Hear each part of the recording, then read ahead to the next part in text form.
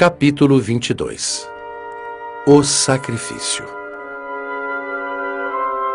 Quando pedimos algo a Deus, Ele não nos atende por causa do nosso choro, das nossas necessidades ou das nossas dores. Ele age conforme a nossa fé, que é a única moeda de troca com Deus. Por essa razão, quem crê recebe, e quem não crê não recebe. Somem-se a isso as palavras do Senhor Jesus. Estes sinais hão de acompanhar aqueles que creem. Marcos, capítulo 16, versículo 17. Quando procuramos um relacionamento com Deus, as obras de caridade ou a vida religiosa não devem ser colocadas em questão, pois é necessário que aquele que se aproxima de Deus creia que Ele existe e que se torna galardoador dos que o buscam. Hebreus, capítulo 11, versículo 6. Deus agrada-se, principalmente, das atitudes de fé, porque é deste modo que o homem prova que é dependente dele e que obedece completamente à sua palavra. Muitos, porém, pensam que chamarão automaticamente a atenção do Senhor por serem praticantes fiéis de bondade e caridade. Esperam sinceramente que Deus os recompense por conta de seus atos.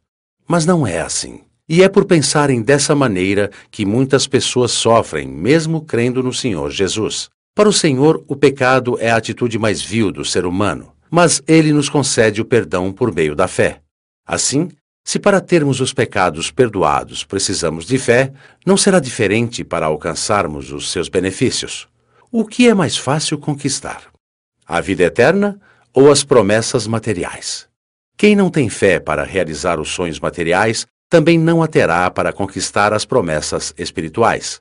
Como exemplos de fé, o Senhor Jesus lembra-nos da grande fome em Israel no tempo de Elias. Naquela ocasião, o profeta foi enviado apenas a uma viúva que vivia em Serepta e a nenhuma outra pessoa. No tempo do profeta Eliseu, havia muitos leprosos em Israel, mas somente Naamã foi curado. Verifique. Na verdade vos digo que muitas viúvas havia em Israel no tempo de Elias, quando o céu se fechou por 3 anos e 6 meses, reinando grande fome em toda a terra. E a nenhuma delas foi Elias enviado, senão a uma viúva de Serepta de Sidom. Havia também muitos leprosos em Israel nos dias do profeta Eliseu, e nenhum deles foi purificado, senão Naamã, o Ciro. Lucas, capítulo 4, versículos 25 a 27. Por que só essas pessoas foram beneficiadas? Porque, em ambos os casos, neles houve a manifestação plena da fé. Assim, cada um tem a chance de abraçar o caminho da fé ou da descrença. Quando escolhemos o caminho da fé, é preciso estarmos dispostos a sacrificar, pois a prática da fé exige sacrifícios constantes. Não se pode esquecer de que o sacrifício é a menor distância entre o querer e o realizar.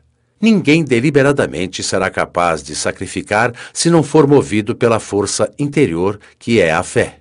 Deus, ao entregar o seu Filho para ser crucificado, foi o primeiro a sacrificar, mostrando assim o segredo da conquista. É muito simples entender isso. Quando alguém acredita na força do seu trabalho, é capaz de conquistar seu espaço, independentemente da crença em Deus. Assim tem acontecido ao longo da história da humanidade. Prova disso são os inventos extraordinários que homens, apesar de incrédulos, trouxeram ao mundo. Um exemplo mais simples é o trabalho do agricultor que acredita na multiplicação de sua semente lançada na terra. Imagine quando alguém, movido pela crença nas promessas de Deus, toma atitude sacrificial. Obviamente, esta atitude não deixa a opção para Deus a não ser a bênção. Afinal, Ele não pode mentir, nem suas promessas ser revogadas. O sacrifício é a porta estreita que conduz às conquistas.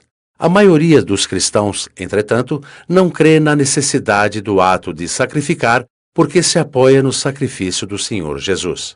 De fato, o feito de Jesus é suficiente para a salvação dos que creem.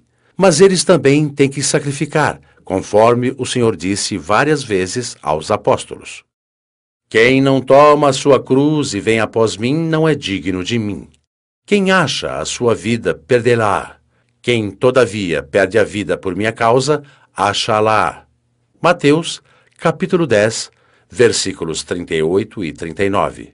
Se alguém quer vir após mim, a si mesmo se negue, tome a sua cruz e siga-me. Porquanto quem quiser salvar a sua vida, perdê-la-á, e quem perder a vida por minha causa, achá-la-á. Mateus, capítulo 16, versículos 24 e 25. Quem quiser, pois, salvar a sua vida, perdê-la-á. E quem perder a vida por causa de mim e do Evangelho, salvá-la-á. Marcos, capítulo 8, versículo 35. Quem quiser salvar a sua vida, perdê-la-á. Quem perder a vida por minha causa, esse a salvará. Lucas, capítulo 9, versículo 24. E ainda, quem quiser preservar a sua vida, perdê-la-á. E quem a perder de fato, a salvará. Lucas, capítulo 17, versículo 33.